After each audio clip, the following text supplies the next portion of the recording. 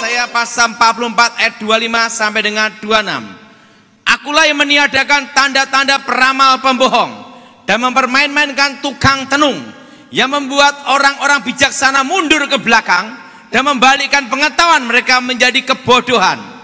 Akulah yang menguatkan perkataan hamba-hambaku dan melaksanakan keputusan-keputusan yang diberitakan utusanku, yang berkata tentang Yerusalem, baiklah dididami, dan tempat kota-kota Yehuda, baiklah ia dibangun, aku mendirikan kembali reruntuhannya. Saudara yang kasih dalam Tuhan, dikatakan tanda-tanda peramal pembohong. Alkitab berkata peramal-peramal pembohong. Apa bedanya nubuatan dan ramalan? Beda. Nubuatan adalah memberitahukan masa yang akan datang dan pasti terjadi. Ingat saudara, arti nubuatan adalah memberitakan masa akan datang dan pasti terjadi. Pasti apa saudara? Terjadi. Nah, beda dengan ramalan. Ramalan adalah memberitahukan masa yang akan datang, tetapi ingat, belum tentu terjadi. Maka Alkitab mengatakan Tuhan menyampaikan firman para nabi, yaitu para nabi bernubuat. Artinya memberitakan masa akan datang yang pasti terjadi. Nah, kalau ramalan itu adalah memberitahu masa akan datang dan belum tentu terjadi. Bahwa ramalan yang bicara pribadi pasti tepat, tapi ramalan yang bicara negara atau dunia atau kampung pasti gagal. Ingat saudara. Nah, jadi ramalan yang bicara pribadi itu pasti tepat, tetapi ramalan yang bicara negara atau dunia atau kampung pasti gagal. Nah, kenapa? Nah, disitulah saya dibukakan suatu rahasia. Karena nenek saya adalah tukang ramal kartu. Di dalam ramalannya dia tidak pernah gagal.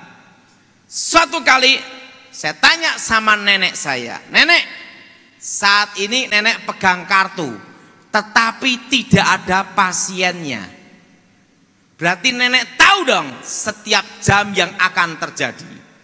Nenek saya berkata demikian. "Ton, ini rahasianya." Saya diberitahu rahasianya. Ini yang akan saya bicarakan.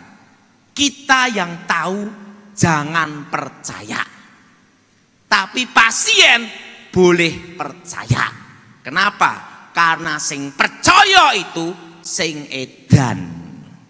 Oh gitu nenek? Iya. Nah, inilah rahasianya. Disitulah saya mulai mengetahui rahasianya, bahwa ada 4 teknik di dalam meramal. Pertama yang disebut namanya kontak batin. Kedua adalah ilmu terawang. Ketiga yaitu tanda-tanda alam.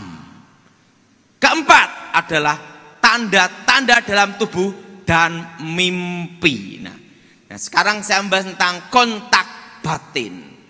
Contohnya gini, misalnya Pak Bejo datang ke saya, langsung saya ngomong, "Pak Bejo, saat ini engkau baru sakit ambeien.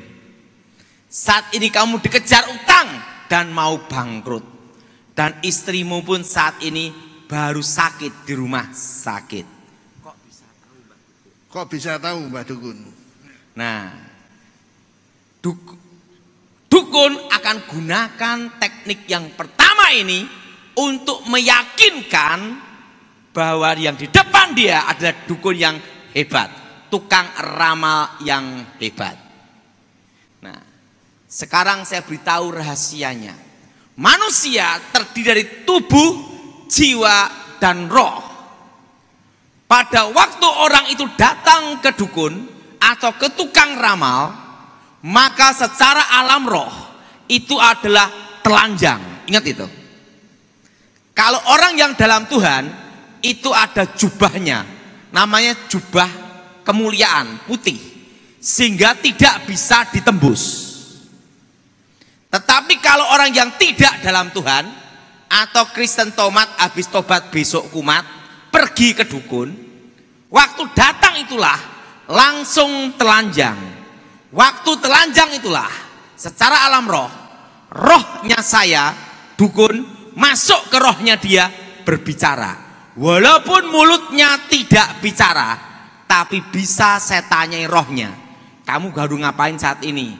Sakit ambeien. Saat ini kamu baru apa? Baru bangkrut, bingung. Sekarang istrimu bagaimana? Rumah sakit. Yang ngomong siapa?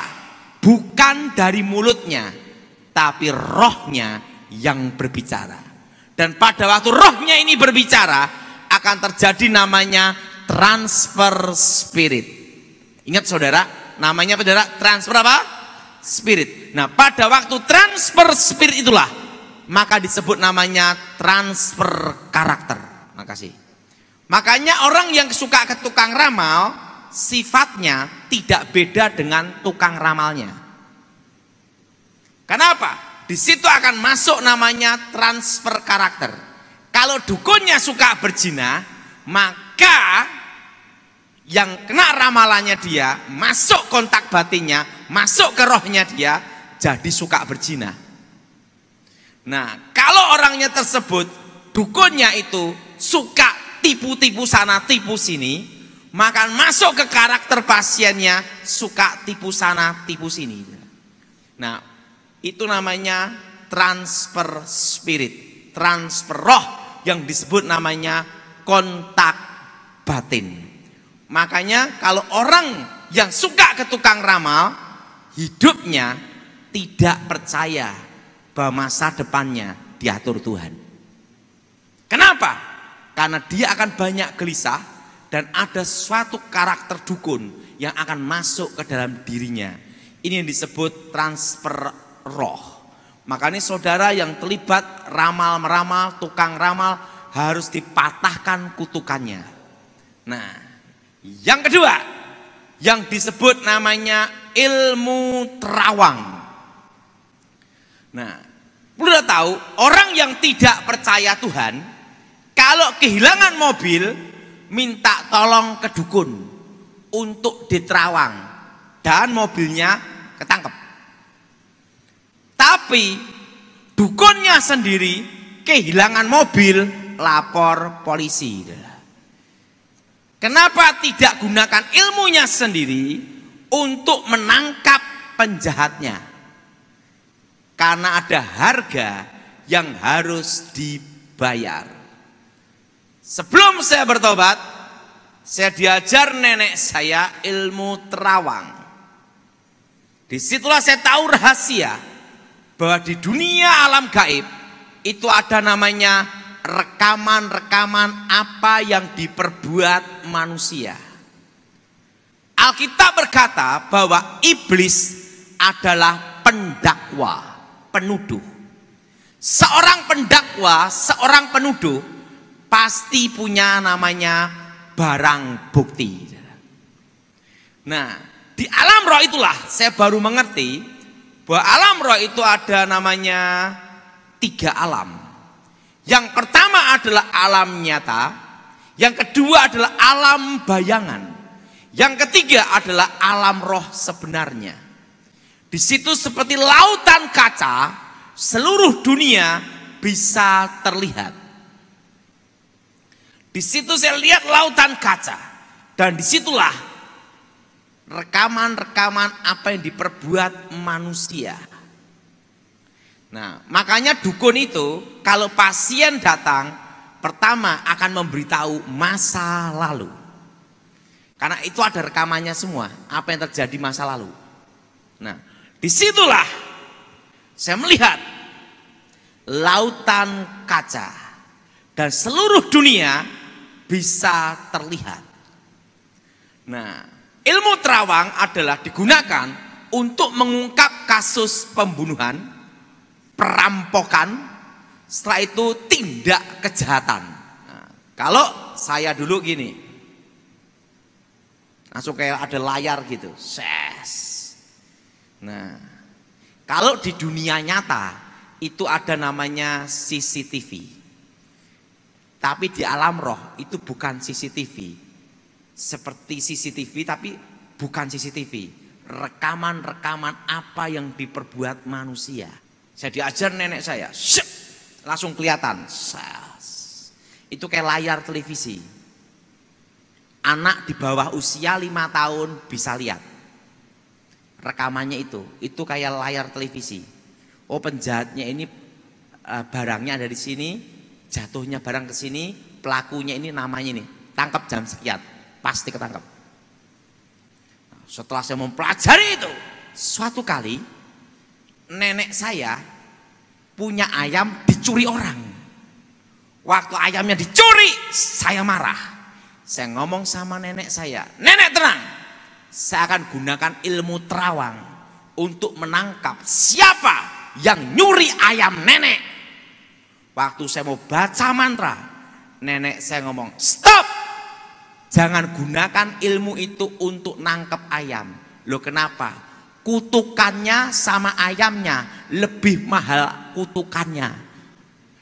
Loh ada apa nenek? Tahu enggak? Ini rahasianya Tony.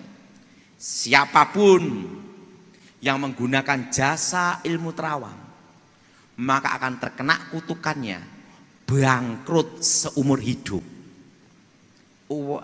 Jadi makanya dulu sebelum saya bertobat, yang sering tanya itu polisi. Makanya polisi yang sering tanya-tanya ilmu terawang, begitu pensiun bangkrut, habis sengsara.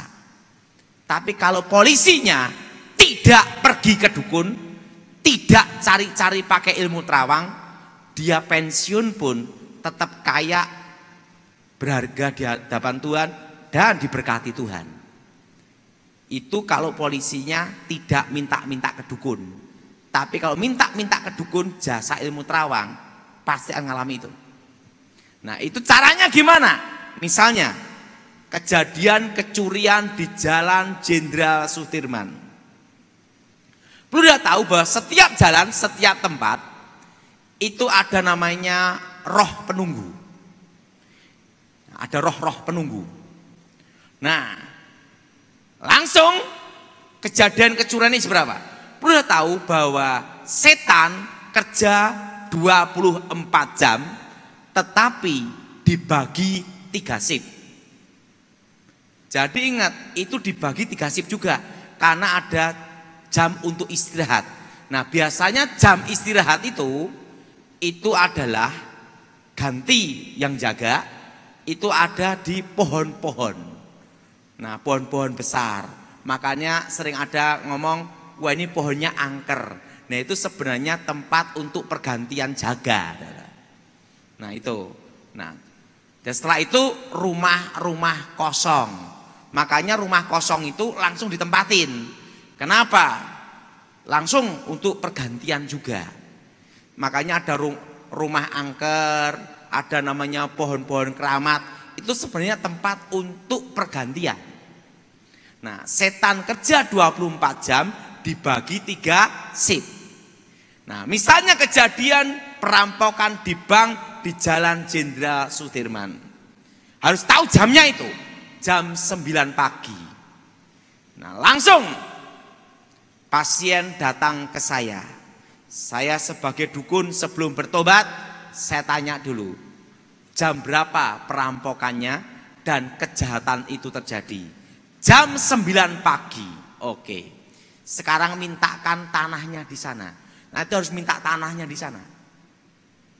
Nah, kejadian hari apa? Hari Rabu pagi jam 9. Langsung sebelum bertobat saya baca mantra untuk manggil. Nah, itu ada yang pakai kembang kantil, ada yang juga pakai itu air kembang setaman. Itu anak di bawah usia 5 tahun bisa lihat. Setelah itu pakai senter, sontolop gitu. Ini kaca, langsung dibacain mantra, langsung senter ditancapkan gini, jres, langsung rekamannya akan terlihat. Nah, ada yang pakai telur pun harus telur ayam kampung, tidak boleh ayam Horn Kentucky Fried Chicken. Kenapa? Setannya takut kolesterol. Harus telur ayam kampung atau telur bebek atau telur angsa.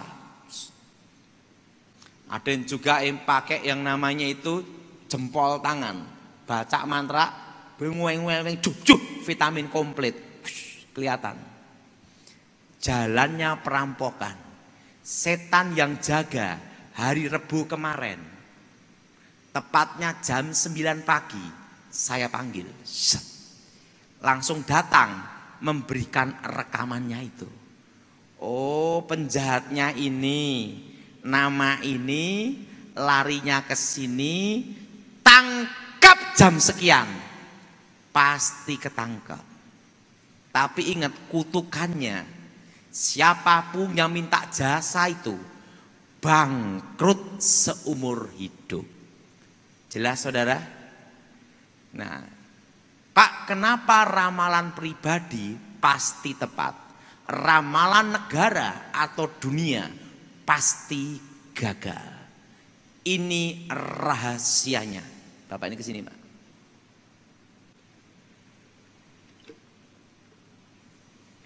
Ini rahasianya. Semua ramalan yang bicara pribadi pasti tepat. Ramalan negara dunia pasti gagal. Nah, pada waktu dia datang ke saya sebagai tukang ramal, maka secara otomatis dia menyerahkan dirinya. Dan kalau menyerahkan dirinya, ingat, Alkitab berkata ada namanya anak-anak Tuhan dan ada namanya anak-anak dunia. Nah, arti anak-anak dunia yaitu apa? Di bawah setan. Berartinya setan punya hak atas hidupnya karena dia tidak percaya Tuhan Yesus, tidak bertobat. Jo, kamu ini kan baru sengsara. Kamu belum menikah. Nanti usia 30 tahun kamu akan menikah dengan seorang wanita. Cirinya gigi merongos. Biar sariawan terus. Dan usia 40 tahun kamu akan buka usaha toko emas. Yang benar Mbah Dukun. Yang benar Mbah Dukun. Ingat. Buktikan kata saya. Ingat. Sebenarnya masa depan itu ada dua. Pertama di tangan Tuhan. Kedua di tangan setan. Kalau di tangan Tuhan, indah pada waktunya. Kalau dia sudah datang ke tukang ramal, artinya hidupnya di tangan setan. Nah, roh setan yang di dalam diri saya sebelum saya bertobat akan melakukan supaya ini dapat jodoh perempuan gigi gini. Dengan tanda yang perempuan sama dia akan bermimpi. Mimpi ular, ularnya matok kaki. Kok hafal Pak Daud? Lah kan dukunnya. Kan tahu bakal mimpinya gimana. Oh sudah diatur. Akan mimpi ular dipatok kakinya. Langsung dia bermimpi. Oh mau ketemu jodoh. Mau ketemu jodohku. Yang gini. Oh. Setelah itu setan dalam diri saya sebelum bertobat akan mengerjakan, membantu dia. Itu seperti kayak sutradara supaya usia 40 tahun usaha toko emas. Wah, dukunnya hebat. Wah, dukunnya hebat. Ramalannya hebat. Ramalannya hebat. Begitu semua ramalan terjadi, kutukan berjalan, rumah tangga hancur, dan apa yang ada bangkrut habis. Rezeki anak cucunya diambil dia, dan nanti anak cucunya kerja apapun bangkrut karena rezeki hoki keberuntungannya sudah diambil dia. Jelas? Jelas? Dan hidupnya, ingat, anak cucunya kerjanya bangkrut semua. Karena rezeki hoki keberuntungannya sudah diambil orang tuanya. Dan ingat, setelah dia buka toko emas, kutukan terjadi, rumah tangga hancur, orang anak cucu termasuk dirinya sakit-sakitan, mati ndak, hidup ndak, dan mati masuk neraka. Dan ingat, habis juga.